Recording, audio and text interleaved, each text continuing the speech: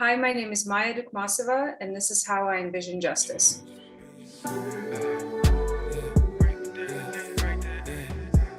The goal of my activation kit prompt is to encourage people to engage more critically with local news coverage about crime, wherever they may be living.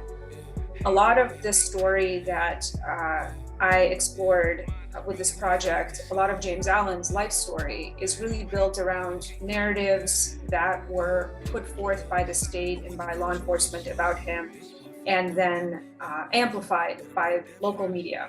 There's a great deal of conjecture in crime reporting and kind of amplification of narratives told by law enforcement officials in the heat of the moment. So I hope that people are able to go through the instructions, and when they come out on the other end of the prompt, what they're going to have is a look at what a story looks like if you take out everything that's just a story that law enforcement is telling about someone.